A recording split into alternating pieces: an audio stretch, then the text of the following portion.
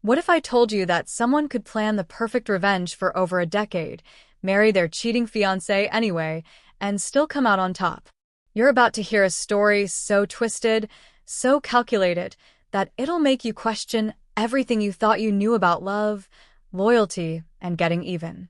This isn't your typical breakup story. This is about a man who turned heartbreak into a billion-dollar empire and made everyone who wronged him pay the ultimate price. Buckle up, because this gets dark fast.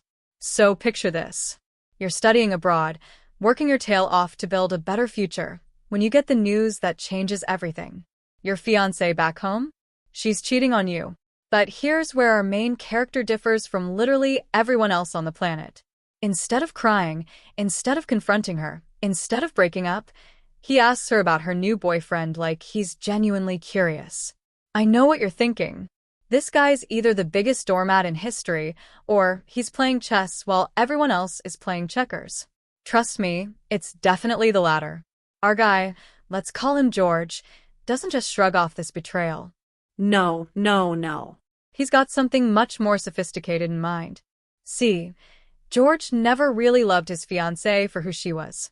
He loved what she represented. Her family owned a massive corporation, and marrying her meant access to generational wealth and power. Now, most people would walk away at this point. Cut their losses, find someone who actually cares about them, maybe go to therapy. But George? George sees an opportunity.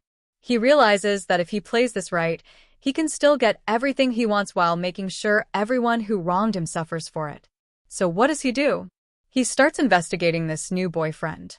And what he finds is exactly what you'd expect. The guy's a complete fraud. He's pretending to be this hardworking, independent man while actually living off George's fiancée's money. He's wearing designer clothes he could never afford on a food delivery salary, playing the part of the struggling student while secretly being a gold digger. But instead of exposing this immediately, George decides to let it play out. Why? Because he's thinking 10 steps ahead. He knows that if he can catch them red-handed, if he can let this relationship implode on its own, he'll have all the leverage he needs. Meanwhile, George is absolutely crushing it academically and professionally. While his fiancée is playing house with her fake boyfriend, George is building real wealth, real connections, real power. Every day, he's getting stronger while they're getting more tangled up in their own lies. The genius part? George never shows his hand. When his fiancée calls him, he's supportive. When she talks about her boyfriend, he acts interested. When she feels guilty, he reassures her. He's basically giving her enough rope to hang herself with. And then comes the moment of truth. George graduates and returns home, expecting his fiancée to pick him up from the airport. But where is she? Taking care of her sick boyfriend. The disrespect is unreal, but George doesn't lose his cool. Instead, he documents everything. Every slight, every betrayal, every moment of disrespect gets filed away for later use. Now here's where things get really interesting. The boyfriend, feeling bold, decides to confront George directly. He actually has the audacity to suggest that George should step aside, that their love is real and pure, that George is somehow the villain for wanting to marry his own fiancée. George's response? Pure ice. He calmly explains that he's not marrying her for love, he's marrying her for business. He tells this guy straight up that with enough money, he can buy all the affection he wants, so why would he care about her feelings? The boyfriend completely loses it, throws coffee at George, and gets beaten down for his trouble. But this is just the beginning. Because George doesn't just want to win. He wants to destroy everyone who wronged him, and he wants to do it systematically. You see, George's family situation is equally messed up. His father had an affair and brought his illegitimate son into the family. George's mother, instead of standing up for herself or her son, actually embraced this bastard child and started treating him like her own. When George was younger and tried to fight back against this disrespect, his own mother had him committed to a psychiatric hospital. Think about that for a second. Your own mother choosing your father's affair child over you. Your own mother having you locked up when you try to defend your family's honor.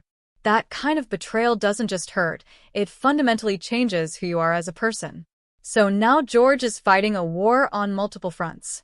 He's got a cheating fiancé, a fake boyfriend trying to steal his life, parents who betrayed him, and a half-brother trying to steal his inheritance. Most people would crumble under this pressure. George? He sees it as the ultimate challenge. The wedding happens anyway. George marries his cheating fiancé in a lavish ceremony, playing the part of the loving husband while secretly planning everyone's downfall. His new wife shows up to their engagement party with hickeys on her neck, the ultimate disrespect, but George uses even this to his advantage. He lets her family see her shame. He lets them punish her for embarrassing the family name. And then, like a knight in shining armor, he steps in to defend her. Suddenly, he's not just the wronged party, he's the magnanimous husband who forgives his wife's indiscretions.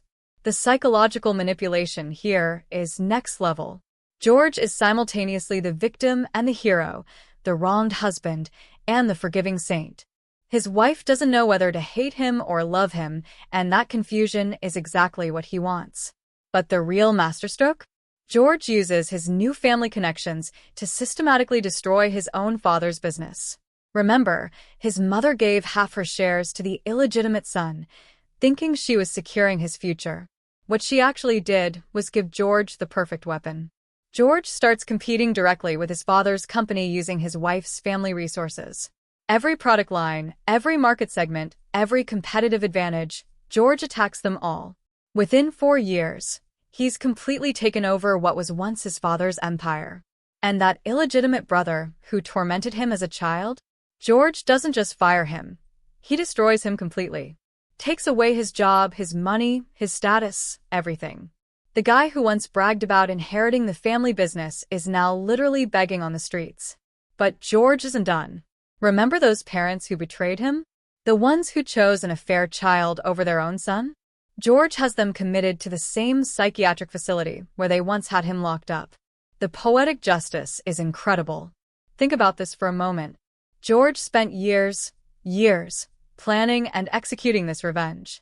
Every move calculated, every relationship leveraged, every betrayal repaid with interest. This isn't just getting even. This is total systematic destruction of everyone who wronged him. And his wife, the one who cheated on him and brought all this drama into his life, she's trapped.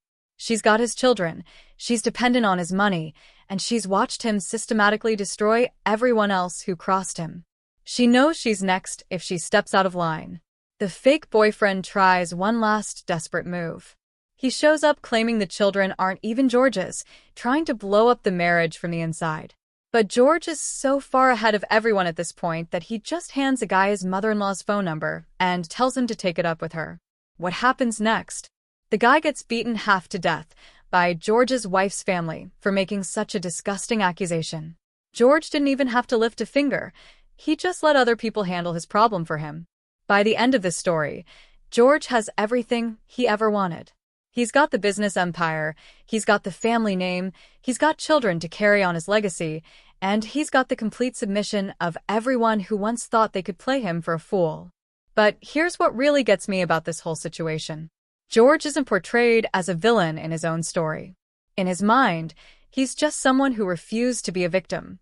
Everyone else made their choices, to cheat, to lie, to betray, to steal, and he simply responded in kind. Is this justice, or is this just elaborate revenge? That's the question that haunts this entire story. Because while George definitely got what was coming to everyone who wronged him, you have to wonder what kind of person you become when you spend your entire life planning other people's downfall. The scariest part? George is probably right about everything. His wife did cheat on him. The boyfriend was using her for money. His parents did betray him for an affair child. His half-brother did try to steal his inheritance. Everyone around him really was selfish, dishonest, and manipulative. But does that justify turning yourself into a cold, calculating machine whose only purpose is accumulating power and destroying enemies? Does being right give you the moral authority to play God with other people's lives? George would say yes. He'd argue that the world is full of predators, and you're either predator or prey. He'd say that kindness is weakness, that love is a luxury he couldn't afford, and that power is the only thing that matters in this life. And you know what? Looking at his results, it's hard to argue with his logic. Everyone who trusted in love, in family, in basic human decency ended up getting destroyed. Everyone who played fair lost. Everyone who showed weakness got eaten alive. The only person who came out on top was the one who treated life like a chess game and played to win at all costs. But here's what really bothers me about this story. George didn't just win. He won so completely that there's no going back for anyone. His wife will never trust another man again. His parents will spend their final years in misery. His half-brother learned that actions have consequences in the most brutal way possible. George created a world where everyone around him is either completely broken or completely terrified of him. He's got everything he thought he wanted, but he's also completely alone. He's the king of a kingdom where everyone either fears him or resents him. Is that really winning? Is that really the life you'd want for yourself? I think the most disturbing thing about George's story is how logical it all seems when you hear it from his perspective. Every decision makes sense. Every move is justified. Every betrayal deserves punishment. But step back and look at the big picture, and you realize you're looking at someone who decided that being hurt once was enough. He was never going to be vulnerable again. And in protecting himself from future pain, he became someone incapable of real human connection. The tragedy isn't just what happened to everyone else. The tragedy is what George did to himself in the process of getting his revenge.